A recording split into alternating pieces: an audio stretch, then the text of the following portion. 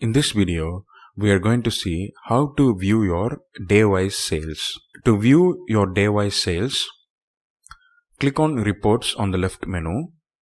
Under Transaction Report, you will see an item called Day-wise Sales. Click on that and it will ask you from and to dates. Select the from date and select the to date and click on Search.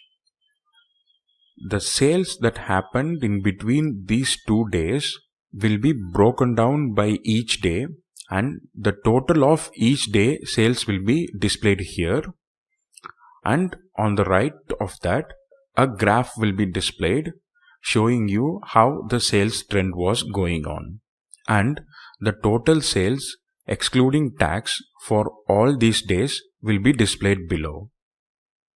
Thank you for watching.